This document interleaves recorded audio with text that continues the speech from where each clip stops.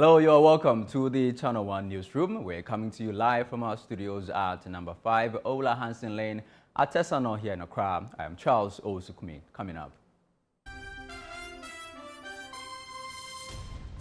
8 arrested after clash in Nkwanta leaves 1 dead, 2 injured.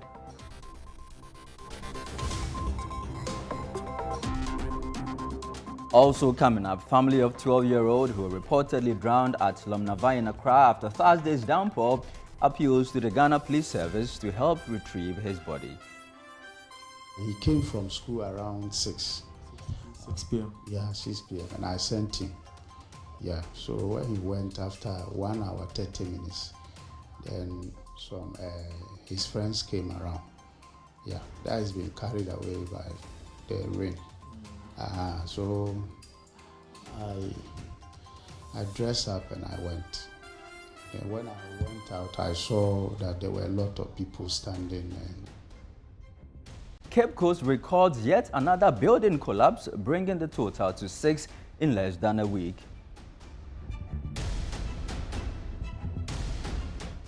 And Majority Leader Mahama Yaraga defends electricity tariffs increments by the Public Utilities and Regulatory Commission.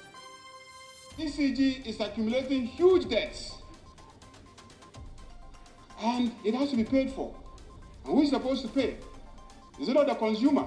And if you are not adjusting the tariffs to enable ECG to pay, ECG is going to collapse.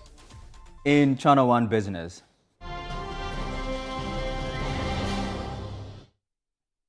Bank of Ghana cautions the public against transacting with 10 money transfer organizations operating in the remittance and foreign exchange markets without regulatory approval.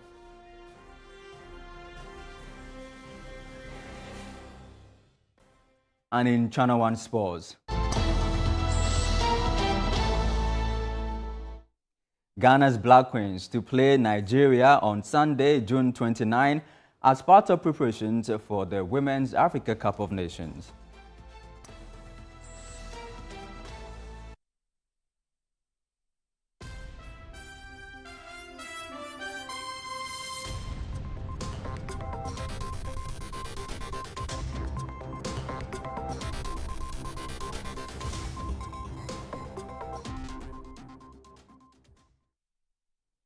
Thank you for choosing us. Let us now get into the details of our stories. And 8 people have been arrested in connection with tribal violence in Nkwanta in the Oti region, resulting in 3 students being shot with 1 confirmed dead.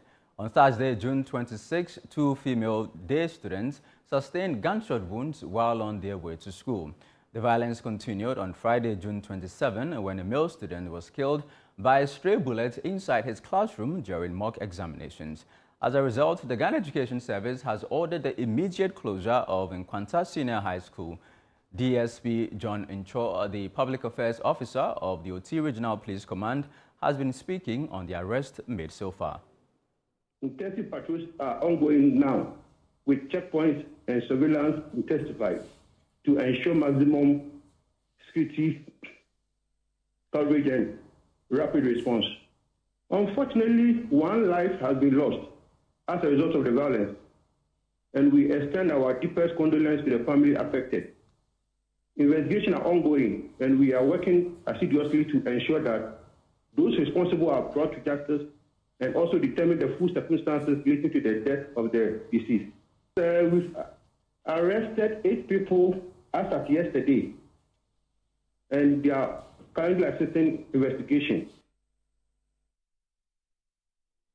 Now, in another tragic news, the family of a 12-year-old Khalil male is appealing to the Ghana Police Service and relevant authorities to help retrieve his body after he reportedly drowned during Thursday's heavy downpour at Lumnava in Accra while running an errand. Channel 1 News' Fauzi Masoud visited the family and reports the family remains in deep grief nearly 24 hours after the incident.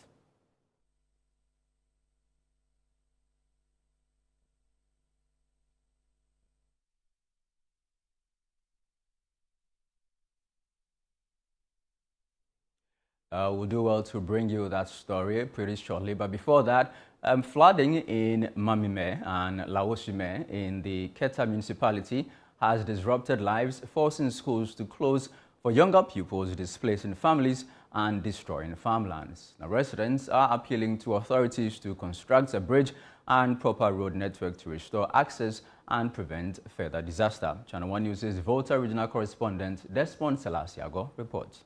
What used to be a short 5 to 10 minute walk through sugarcane and maize fields has now turned into an hour-long journey by wooden canoe through floodwaters without life jackets. Welcome to Mamime and Laoshime, two flood-stricken farming communities in the Keta municipality. At Laoshime MA Basic School, classes for younger people have been suspended. The road to the school is submerged and the trek is now too dangerous. Patience Dobache, a voluntary teacher, says the school had no choice but to close for the younger grades as navigating the floodwaters put their lives at risk. It's very bad, very, very bad.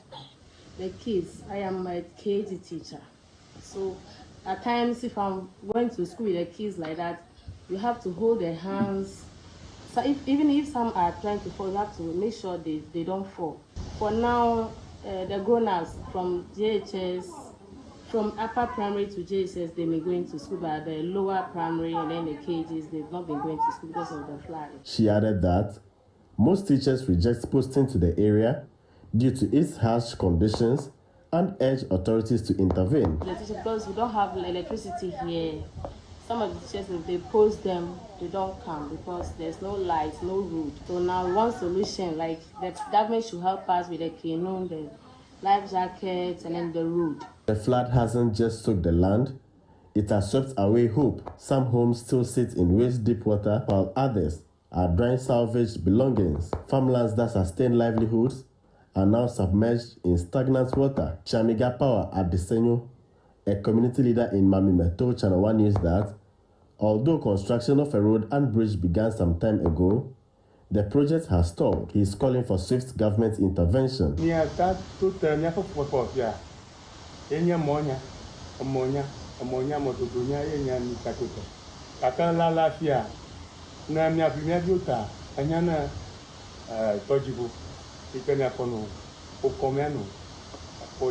Other residents echo the call, pleading for immediate support, especially life jackets and canoes, to help them move across the floodwaters safely.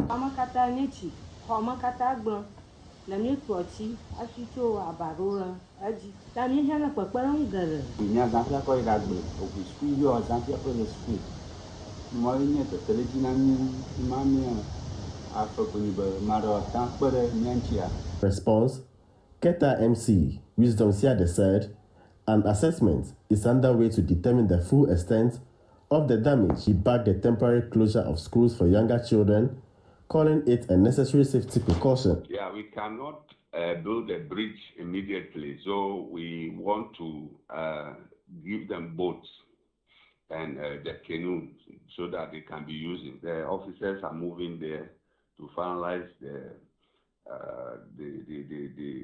assessment work so that we cannot deploy some relief items to support those have been affected. Yeah, school is going on. It's only the little ones that we fear that they may have their life may be in danger, that they stop them from going to school. Residents here in Mamime and Laoshime in the Keta municipality of the Volta region are appealing to authorities, especially NADMO and government, to come to their aid and provide them with some safety equipment to prevent the loss of life. They are also calling on authorities to ensure that school children are protected during the flooding season. Reporting for Channel 1 News from Lumnava in the Keta municipality. My name is Desmond Selasiago.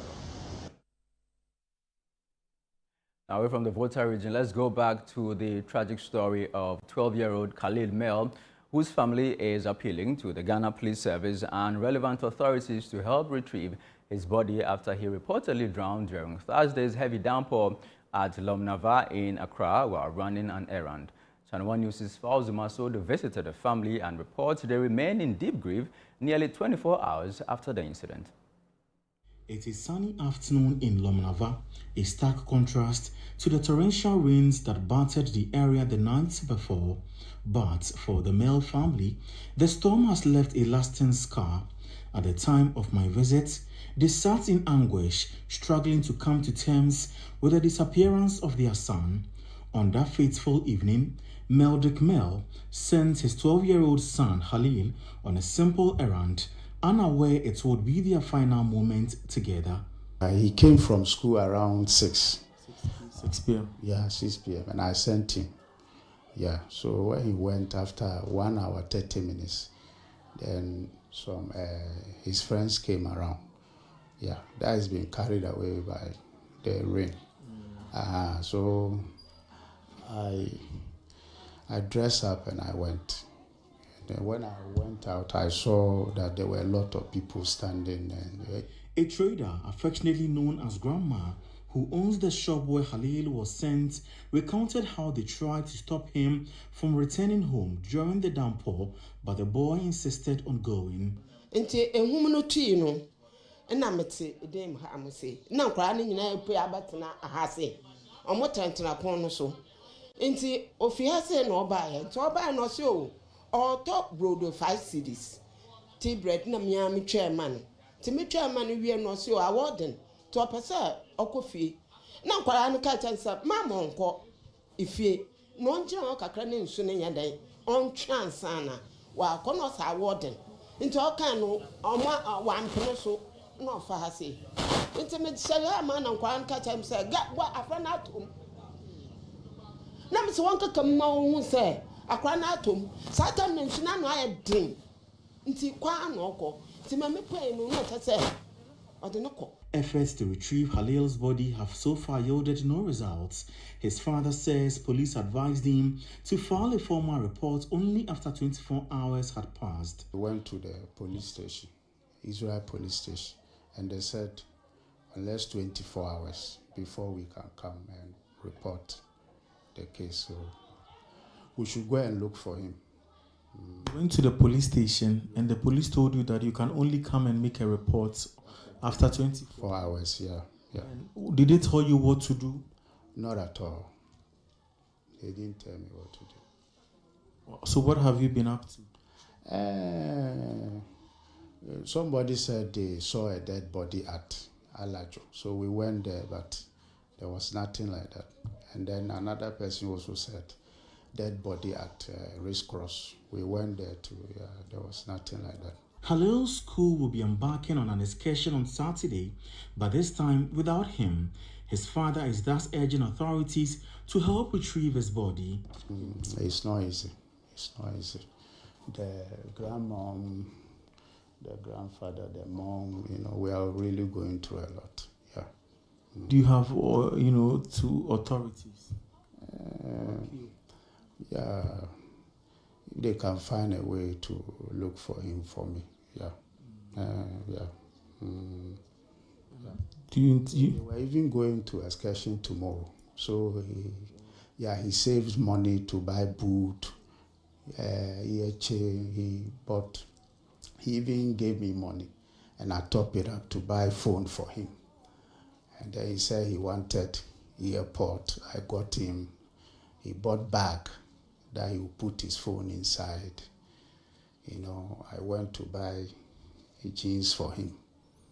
Yeah, and all that. The tragedy underscores the broader issue of perennial flooding on the Ofanko-Pokwase stretch.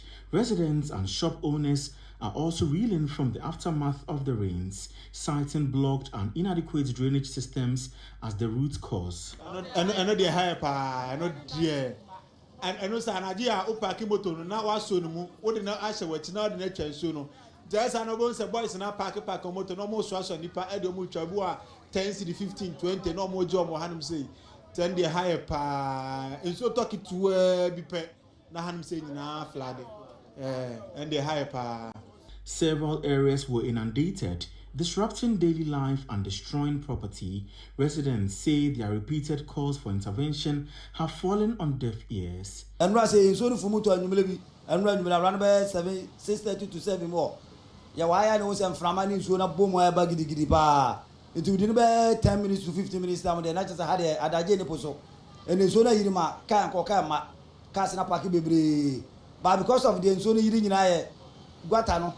And I got an aside on my own. Omo Mudi Cabaya Bridgia, a whole cheer. omo ye nie ba omo be yase ase de ne omo nye ne na se ko omo hwe we so na ko omo de yes a bridge we ba omo hwe so amfa nye omo ma bridge we no e ba fom ba nso no so free John 10 e ja he ba ne asofa ne nyina betom ha nti ama nsu so na den ano odin nti they say they say bridge we na so omo be pai no omo ya de kopim silicon aside o my. The storm's force was evident. Even large billboards were toppled, unable to withstand the fierce winds. Flooding remains a constant woe in many parts of Accra, and for residents, finding an amicable solution to the issue will be a major sigh of relief. Reporting for Channel 1 News, Fauzuma Saudu, Accra. Let's now head to Parliament, where the Majority Leader, Mahama Yarga, says that 2.45% increase in electricity tariffs by the Public Utilities and Regulatory Commission forms part of measures by the government to address the huge debt crippling the Electricity Company of Ghana. Mahama Yarga says although the key economic indicators warranting an increase in electricity tariffs remain stable, the hike is necessary to generate adequate revenue for fuel purchases for power generation to avert any power crisis. Channel 1 News' Nia Yuko-Kain has more in this report.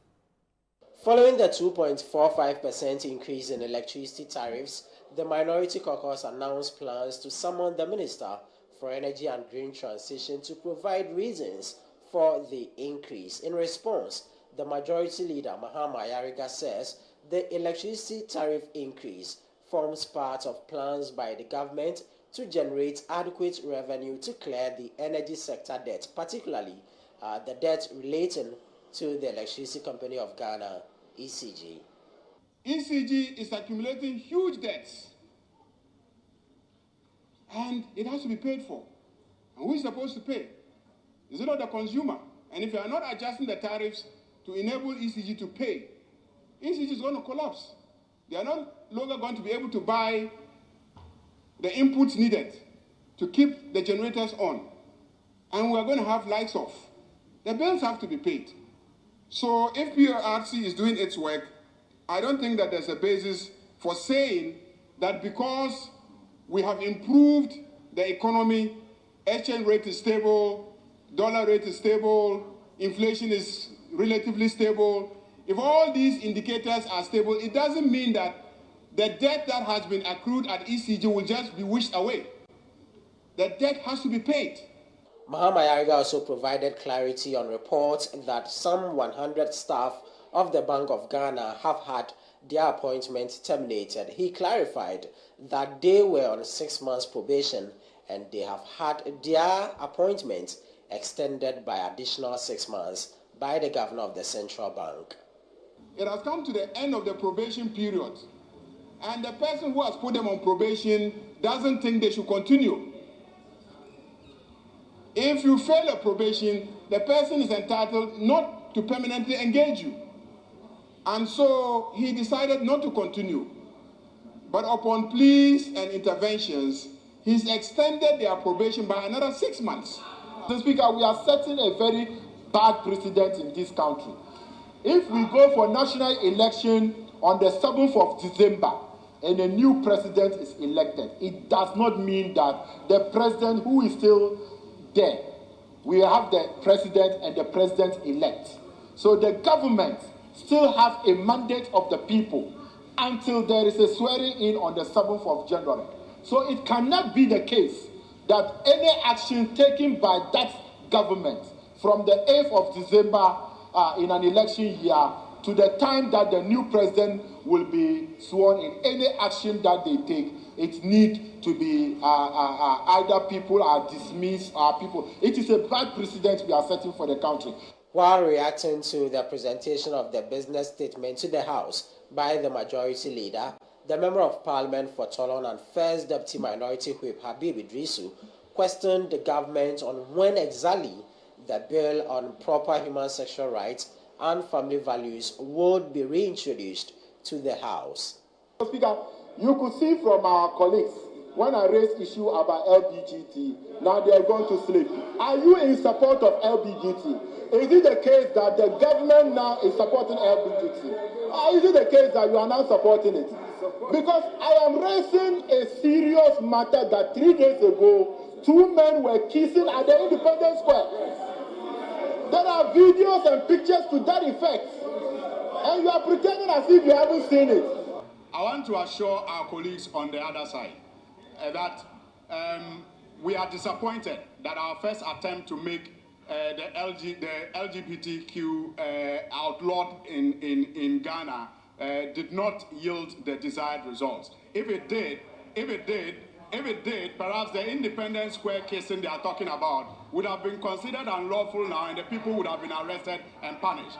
But that notwithstanding, we are ready to consider the bill however and whenever it is introduced into this House.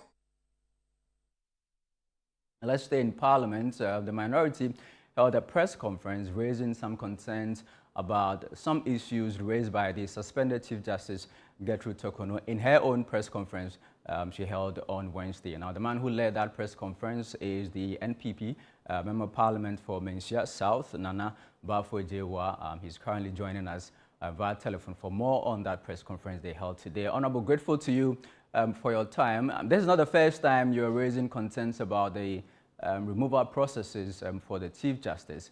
Are you saying that as a country, we're not taking seriously the issues the Chief Justice raised in that press conference on Wednesday? All I'm saying is that as a country, we should continue to be the watchdog of the Constitution. And being the watchdog of the Constitution means that being each other's keeper, regardless of who is in trouble, no matter, notwithstanding the fact that the person might be your friend or your foe, you need to be a watchdog so long as the person's fundamental human rights are being breached. And so that is all I'm saying. I am saying very respectfully that the Chief Justice raised so many issues, which for me may be important, but it's not as fundamental for me as a right to fair hearing.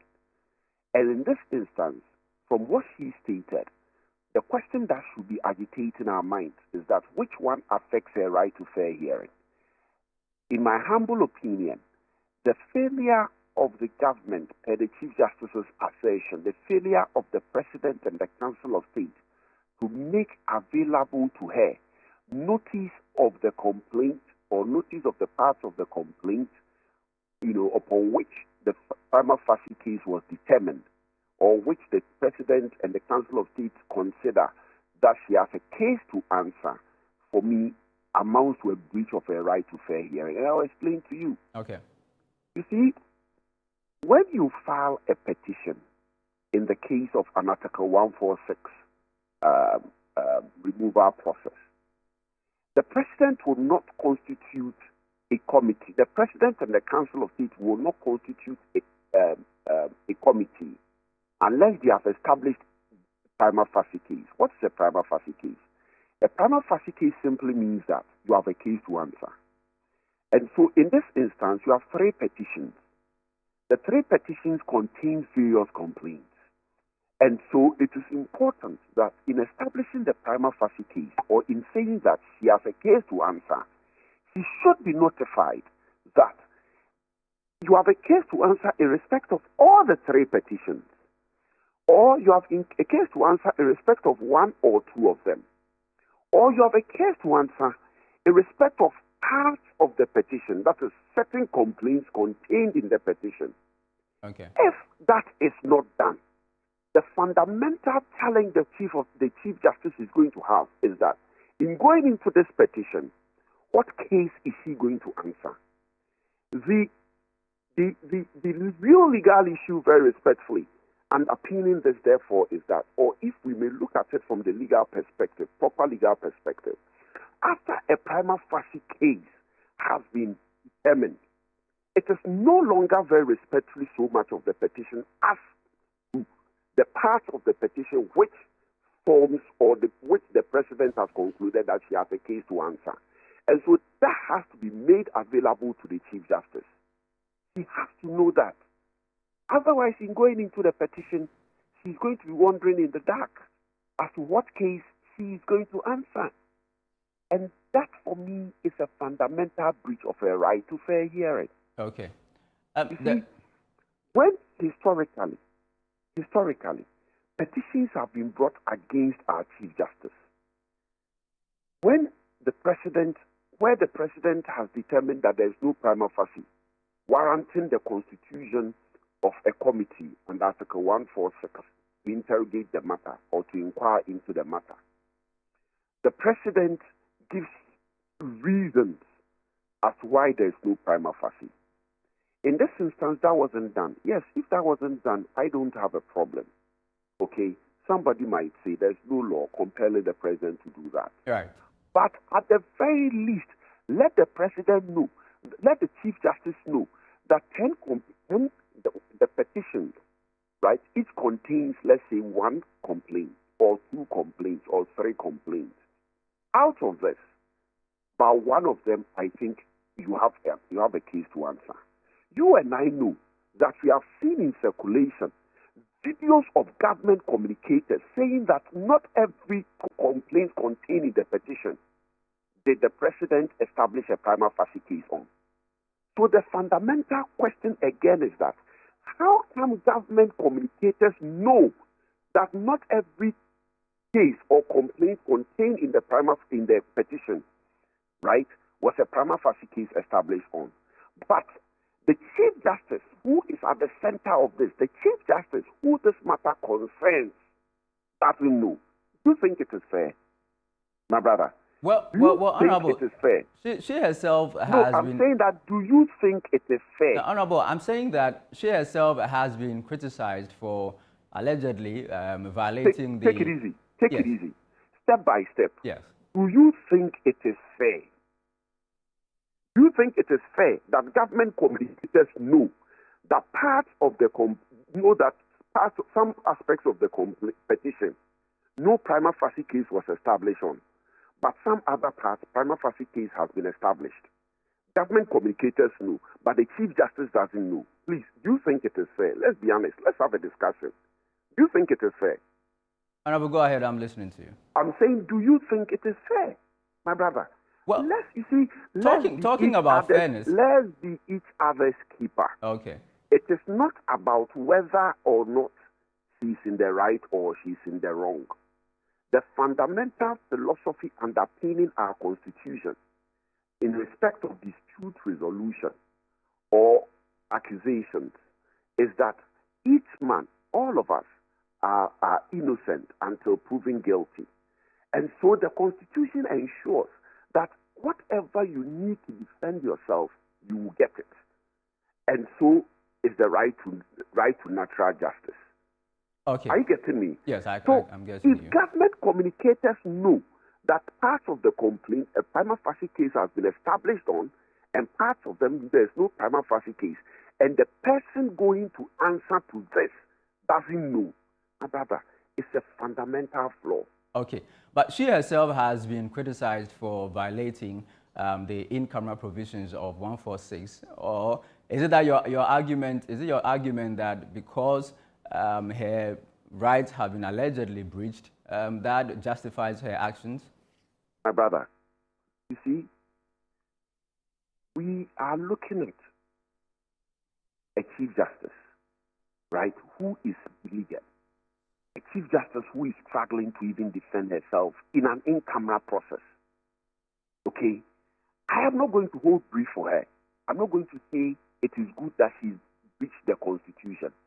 But there's one thing we need to bear in mind, that if you happen to find yourself in her situation, ask yourself what you would do. Somebody was asking me today, somebody was saying to me today that she is she's a lawyer, that ethics regulating how you conduct yourself in legal processes. Don't forget, in this instance, she's not a lawyer. In this instance, she's not a lawyer. She's an accused person. Okay. And so, she's the one that the petition concerns. She's the subject of the petition.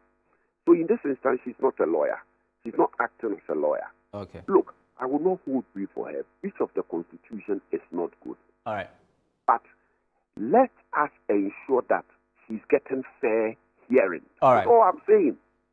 Grateful to you, Honorable Nana Bafo-Jewa, the Member of Parliament for Menchia South.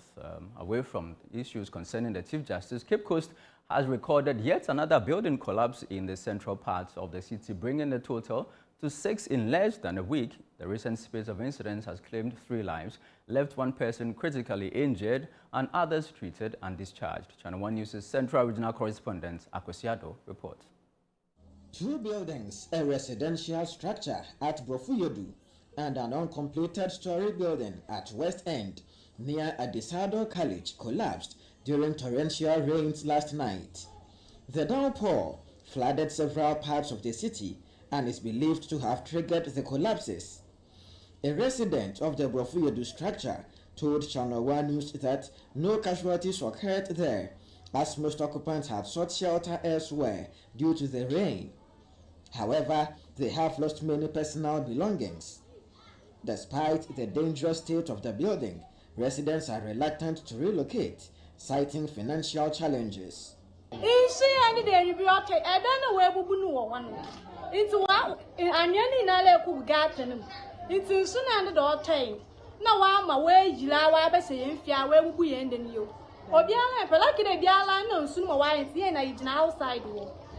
the Wubu done to Wubu? Since I ain't been my bada.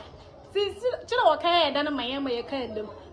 Cape Coast Mayor George Justice Arthur says the Assembly will proceed with plans to demolish all structurally weak buildings to prevent further tragedies. We went to Ayedan, where we have an old building, and that building has been in existence for more than 200 years. The family and those occupants have agreed that we should demolish that building. We don't want any misfortune to happen again within the metropolis. Flooding has also affected several areas within Cape Coast and other municipalities in the region. Central Regional Minister Eduamwawa Chiriako-Penyi, who toured some of the affected areas, has directed MMDAs to act swiftly against people building on waterways and in unauthorized zones. Meanwhile, the Paramount Chief of Cape Coast, Osabere Makwesi Atta II, is urging authorities to adopt a holistic approach to address perennial flooding and infrastructure vulnerabilities in the region. The right place, Kajo permit. Kajo built to be bearer on the local. And you may sue for her. Ne education, Anofa. I quick see a boss and then this one. You are no for policemen. So this is the 6th time a building has collapsed here in Cape Coast. Authorities say they are taking pragmatic steps to prevent any further disaster. For Channel 1 News, I am Akwesi Ado, Bofuyodu, Cape Coast. You are still watching the Channel 1 Newsroom on Channel 1 TV. Still to come. Bank of Ghana cautions the public against transacting with 10 money transfer organizations operating in the remittance and foreign exchange markets without regulatory approval.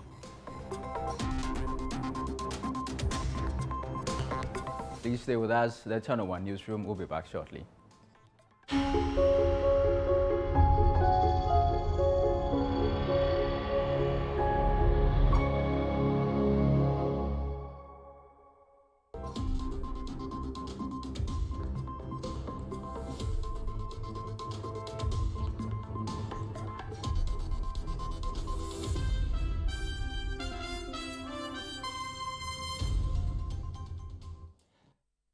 Imagine waking up to serenity every day, surrounded by nature's beauty and luxury at your fingertips in a gated estate you can be proud to call your home. Welcome to Western Villas, located at Mensa, where our stunning homes redefine elegance. At Western Villas, each home is a masterpiece, designed with precision and love. From swimming pool, gym, playground, beautiful landscaped gardens and private balconies, making every day feel like a retreat. We also have executive plots for sale at McCarthy Hill, strategically located and offer unparalleled views, easy access to amenities, and endless possibilities for executive living. With just 5% deposit, you can reserve your space. Contact us today to learn more about our luxury homes at Mensa or executive plots at McCarthy Hill. Call us now on 0536 502295 or visit www.westernvillas.com for more information. Introducing Betway's Bet Influencer, a groundbreaking feature where you can make money by just sharing codes. He just needs to share his codes and make money. The more his codes are used, the more money he makes. Oh yes, so what are you waiting for? Anyone can be a bet influencer. Share your codes and make money. Bet Influencer, another world first from Betway. This advert has been approved by the Gaming Commission of Ghana. Betway, get way more. In a fast-growing urban environment like Accra, safety is as important as the air that we breathe. Hear the real stories from those who now feel safe like never before with Response One. Hello Ghana, I'm Tommy Ananforson. Our homes are our sanctuary. But safety is not all about locks, fences, and cameras. This is where Response One comes in. Their advanced monitored alarm system just doesn't record crime, it prevents it. In moments of danger, Response One's 24/7 monitoring ensures immediate help. With their theft protection guarantee, this is true peace of mind. I trust Response One to keep my family safe. You should too. Visit responseoneghana.com or call 0302 Secure 1. Response One, stay connected, stay protected.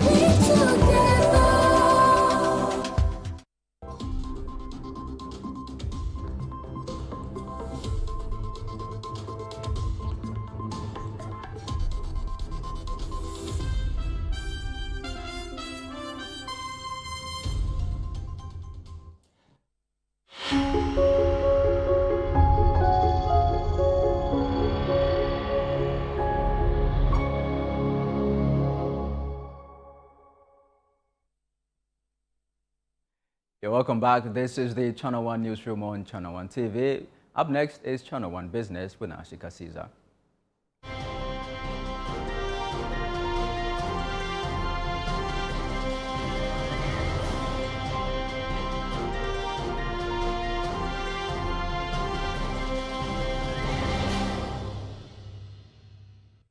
Channel One Business is brought to you by MTN and EcoBank. Every day, people have money emergencies. Ma, I need my school fees emergency. Mommy, chop money emergency. Emergency. Catch it. I'm in rent emergency. Now, there's a new emergency number in town.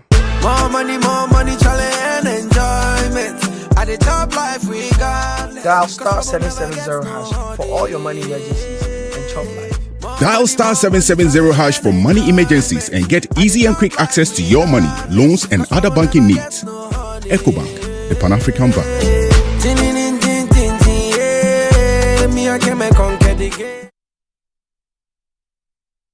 Hello, Shika, you're welcome. Hi, Charles. Thank you very much. You look nice. Thank you. You too. What's the Bank of Ghana saying now? Well, they flagged 10 money transfer institutions saying that they don't have approval from the BOG. All right. I'm sure that people want to hear who these 10 institutions are. Absolutely. All right. Now, the Bank of Ghana is cautioning the public and payment institutions against transacting with 10 money transfer organizations operating the remittance and foreign exchange market without regulatory approval. According to the BOG, these companies have not been licensed under the Foreign Exchange Act 2006. There's more in the following report by Daniel Sakiti. The central bank, in a notice issued, flagged ACE Money Transfer, Remit Union, Remit Home, Rosé Remit, Monty Global, Nigram, iTransfer, HuroPay, EverSend, and EasySend for operating within the remittance and the Ghana Forex market without approval.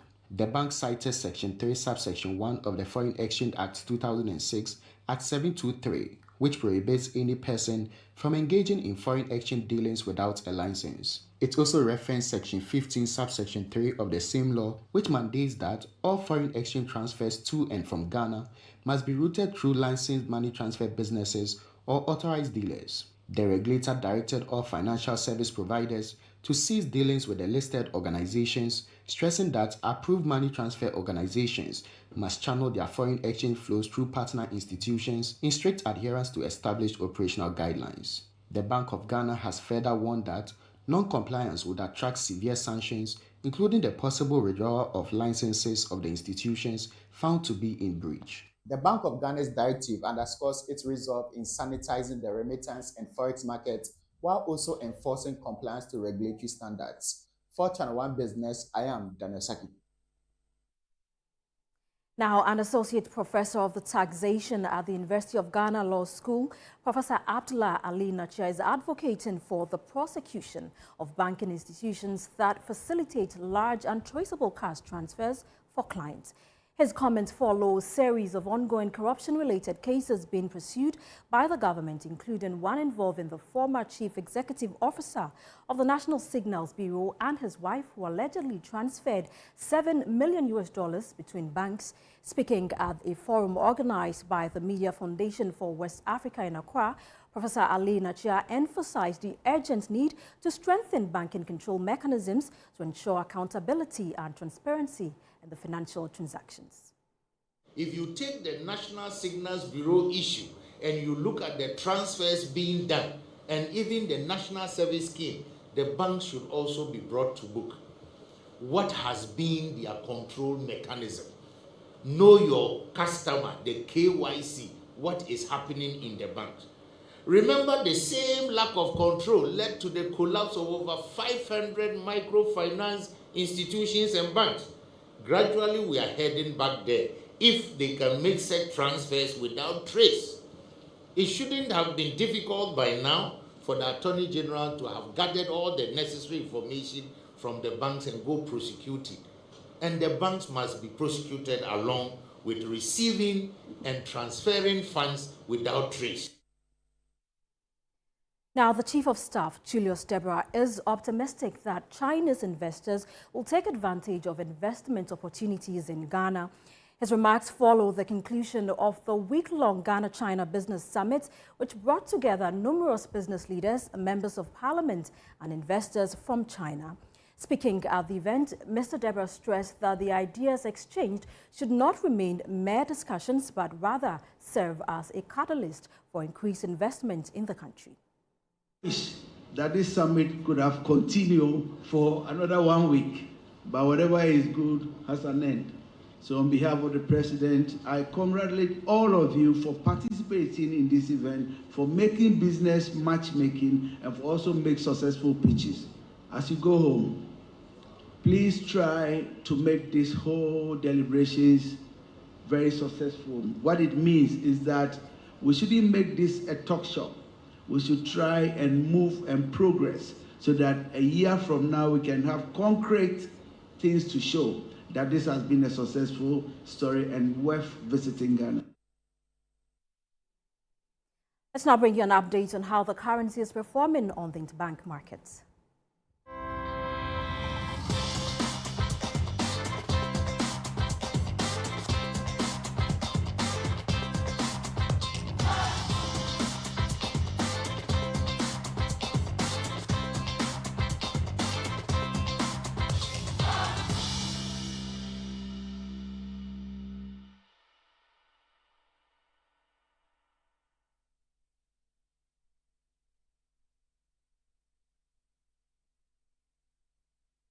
And that's it for Channel 1 Business. I'm Nashika Caesar. Charles, back to you. Thank you very much.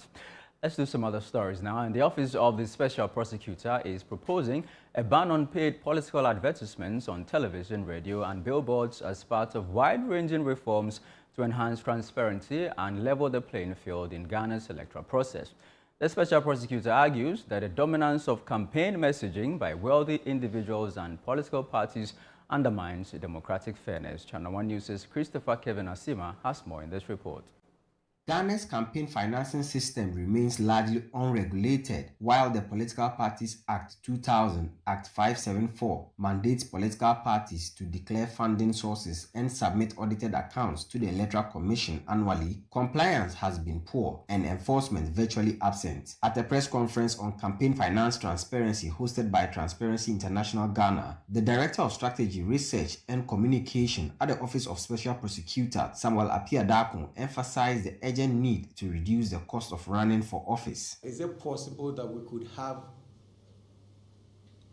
somewhere within our architecture where any donation will require that a tax is paid on? That if it's possible to reduce the cost of political campaigning, we should ban paid political advertisements on TV and radio, as well as the large billboards that clutter public spaces. If it's possible, this will prevent the wealthiest candidate or parties from dominating the public sphere and ensures the election remains a contest of ideas, not just of financial power. He also called for the creation of an independent political party finance audit committee to take over the role of monitoring campaign finances currently under the Electoral Commission. We think that the body should consist of representatives from the Audit Service, the Office of the Special Prosecutor, and say the Judiciary. And this committee can be headed by a judge. And this committee will leverage on existing expertise, infrastructure, and operate within a dedicated budget so that you are not creating a new office. The Electoral Commission rejected the proposal, insisting it is already fulfilling its mandate. The law as it is now, and as I indicated, initially we were having some challenges, but we've seen a lot of improvement, and we will continue to build the capacities of the party so that we'll get to the point where this thing will become a very seamless process. For many stakeholders gathered here for the half-day conference in Accra, the time has come for us to implement a law that will help supervise, regulate, monitor political party resource mobilization and implementation to ensure that the cost of running an election in the country is reduced. Reporting for Channel 1 News, I am Christopher Kevin Asima. Now, Vice President Professor Nana Jane Opoku-Agyeman has urged female members of Parliament to use their positions to promote the welfare of young women and children in their constituencies. Now, she made the call during the first official visit of the Parliamentary Women's Caucus since her assumption to office. The MPs in turn pledged their full support and called for strict enforcement of the affirmative action law. Sarah Pia has more. Composed meeting, the Parliamentary Women's Caucus paid a courtesy call on Vice President Professor Nana Jane Opoku-Agyeman to express solidarity with her as Ghana's first female Vice President. The gathering brought together women MPs from both the majority and minority sides of Parliament. The Vice President encouraged the lawmakers to leverage their influence to advocate for the rights of the vulnerable, especially young women and children. Now that we are here, what are we doing with the opportunity? It cannot just be for us. As the good book says, not unto us. So it cannot be unto us as individuals. It can be unto us as how we use that opportunity to bring others up. And in our demographic, talking about others, we can focus on the young ladies. There are enough in our constituencies that we can build up. But at the same time, we're also looking at the young children. Deputy Minority Leader Patricia Apieje underscored the need for full implementation of the affirmative action law aimed at securing at least 30% female representation in political appointments and addressing gender imbalance. The affirmative action law, the law is now in place. If we are here, we can't just overlook it, but rather draw your attention to the fact that the implementation of the law is very crucial. And it is important that as your role as a mother of this house, we are all your children, and we are going to support you. Your delivery as a vice president will be one that is exceptional. Deputy Majority Whip Comfort Doyo Kujo Gansa reaffirmed the caucus's commitment to supporting the Vice President and emphasized the need for strong collaboration with President John Dramani Mahama in steering national development. Support His Excellency the President with your insights and motherly advice. We are with you, we stand by you, and we love you. This is still the Channel 1 Newsroom on Channel 1 TV. Still ahead. Ghana's Black Queens set to play Nigeria's Super Falcons on June 29 as part of preparations for the upcoming Women's Africa Cup of Nations. And please stay with us, we have details in a bit.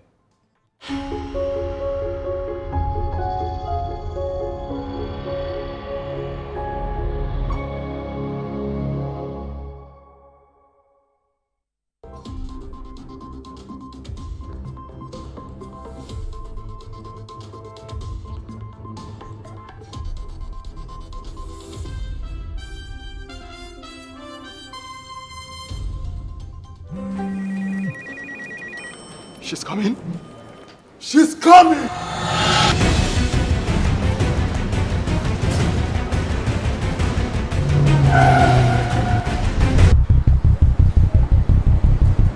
Oh, it's in. Red receipt now!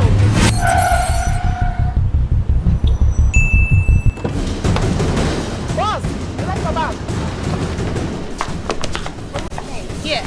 Take this. She's coming. I know. Go to the pharmacy now.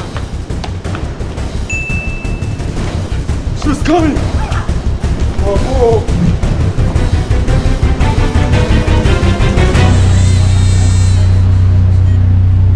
She's here. Pay faster, pay safer, and pay easy with Momo app. Download now and pay with the QR code, merchant ID, and so much more.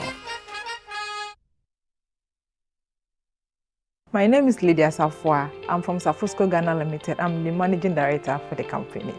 I'll commend MasterCard Foundation and Absa Bank for the 10% loan for women-led businesses and agri-businesses, because this facility came in at the right time for Safusco. The facility helped us to get machinery for our detergent powder and other raw materials to help us come out with 3 products: the detergent powder, the African black soap, and the bleach. We're able to employ 15 youth in addition to our working force, and this has really helped boost our productivity and revenue as well.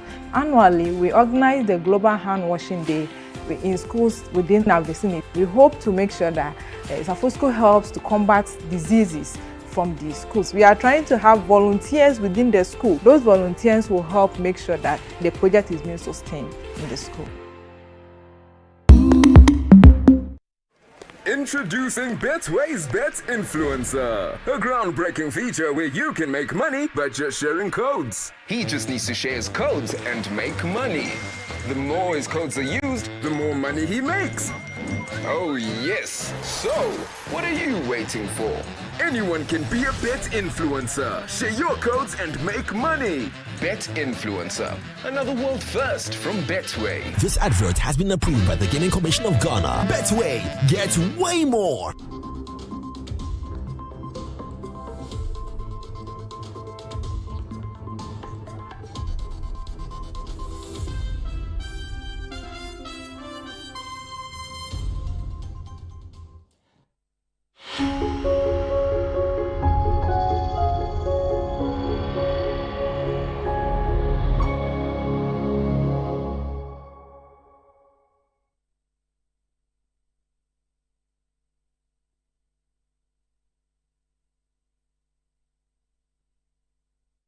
Thank you for staying with us. Up next on the Channel 1 Newsroom is Sports with Bernarda Beku-Ochre.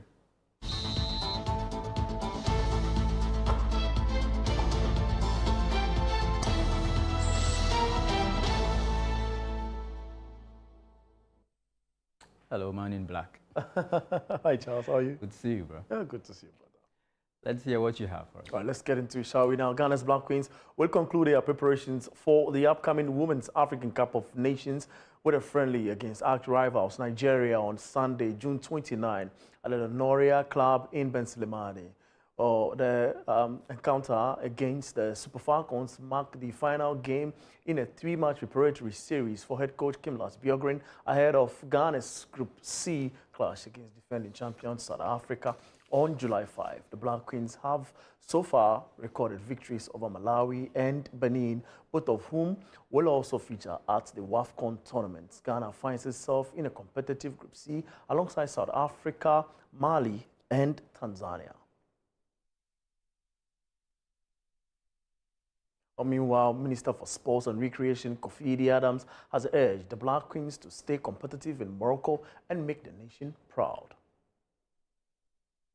And our heartfelt wishes to the Black Queens as they prepare for the Women's African Cup of Nations in Morocco, scheduled from July 5th to July 26th. As the Minister for Sports and Recreation, I want to affirm that the entire nation is firmly with you, and we trust in your ability to represent Ghana with distinction and excellence. This isn't just a tournament. It is a celebration of talent, passion, power, and at the forefront are our Black Queens, fierce, fearless, and ready to conquer. Please go for Ghana. Do it for Ghana. We are capable of conquering Africa and beyond.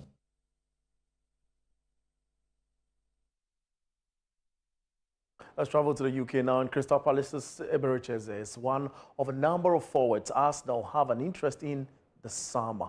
It is understood Arsenal have explored the condition of a potential deal along with several other Champions League clubs in the Premier League. Eze has a £60 million release clause in his contracts, which could rise to £68 million if all bonuses were eventually met.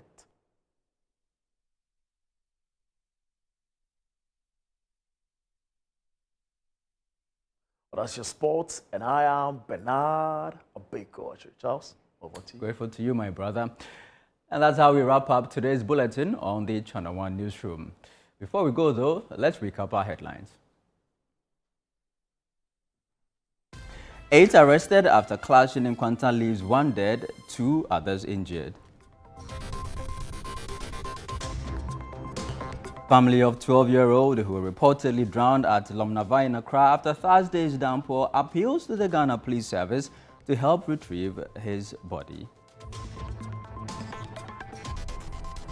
Cape Coast records yet another building collapse, bringing the total to 6 in less than a week. And Majority Leader in Parliament, Mahama Yarga, defends electricity tariffs increment by the Public Utilities and Regulatory Commission.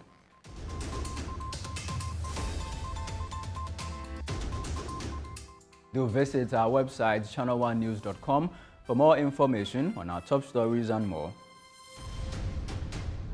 Subscribe to Channel 1 TV on YouTube for more exclusive video content from Channel 1 TV. I'm Charles Osukumi. Thank you for watching.